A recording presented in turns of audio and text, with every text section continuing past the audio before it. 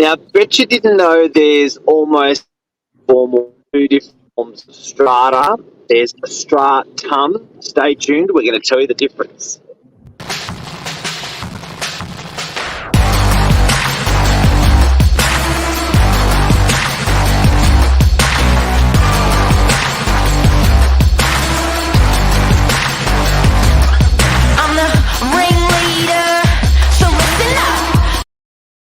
Good morning, everyone. Welcome to Morning Minutes, episode 537. Myself, Michael BURGIO, Mark, Novak. We're talking about strata, stratums, company title, many people don't know there are many different structures of buying a property. Most people just look at it going, it's either a house or an apartment, and an apartment means strata, and I pay money each quarter. I don't own it all. And that's sort of the extent of most people's knowledge. But there are a lot of different structures behind.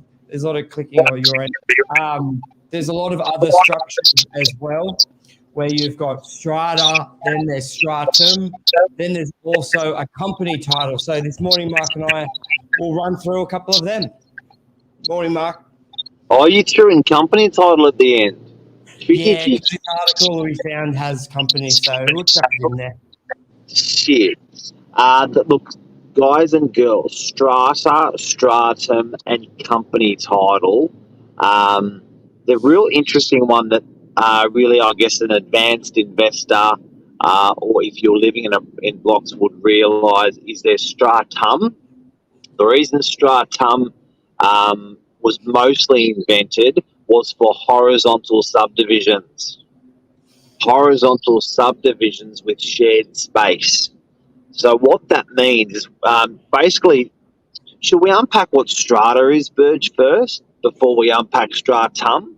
Yes, I've got a good. Let me.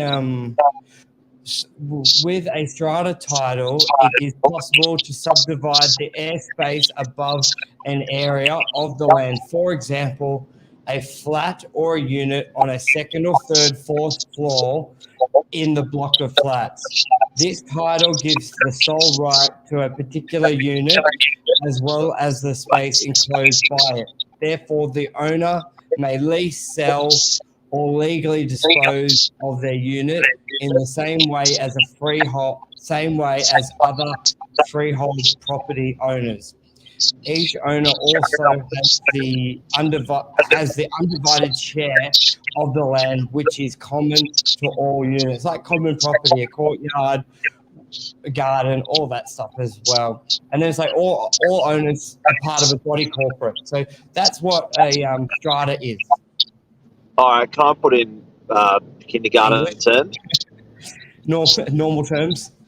Yes. So basically what a strata is, ladies and gentlemen, is when you have a house and you say, I want to put 3 on this block, and they have a shared zone. So generally a shared zone would be maybe a driveway that they all share to get into their garages.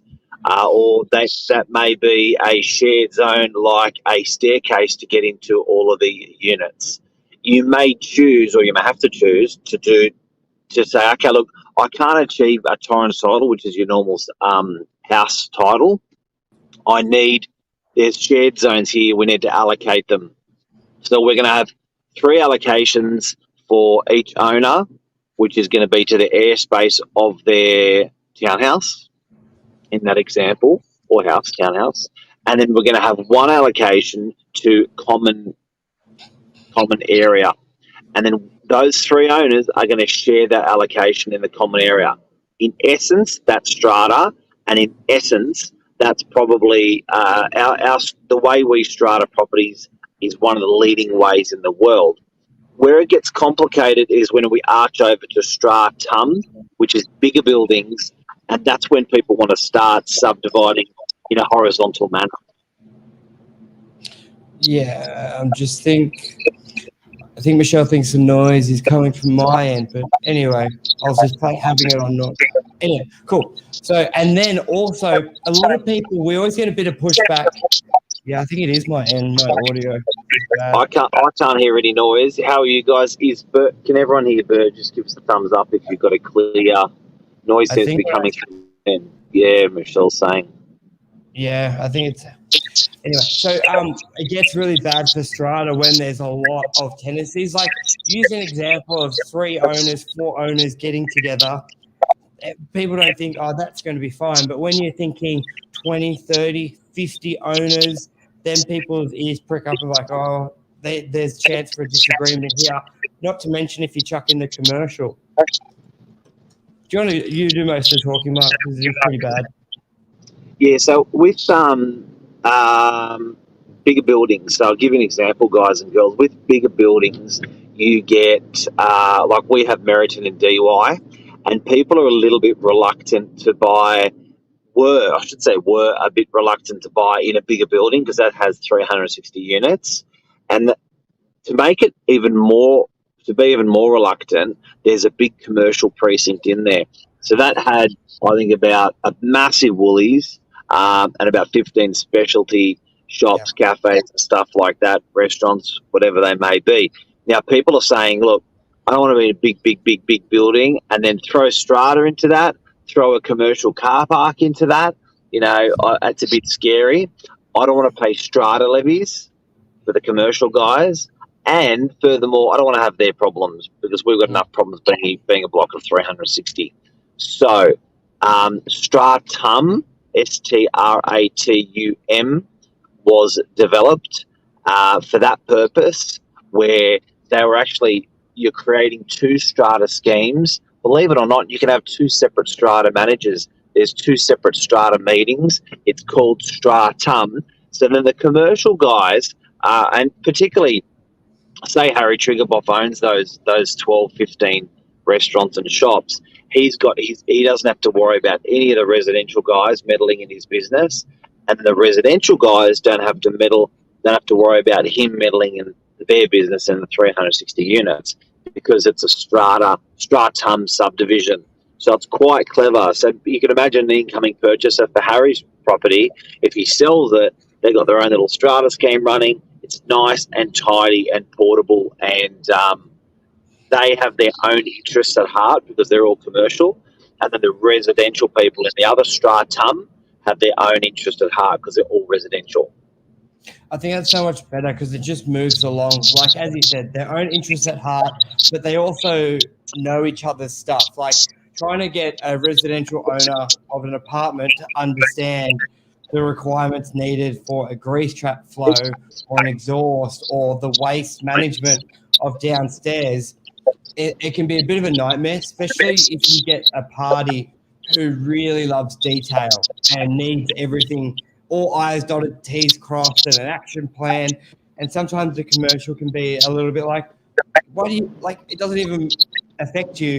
Why do you want us to write a business analysis of moving the rubbish? Like, stick to your lane, we stick to our lane, and vice versa with the residential as well. You know, if someone wants to do stuff with upstairs, and then the commercial guys are like, oh, but how's that going to affect me? And I think it's good that both parties work on with their own interests. So we find that's very common, and it makes the rates a bit more realistic as well. Sometimes the commercial, like, I'm not paying for the lift, but I am paying for a goods lift, vice versa, and their own waste. That's true.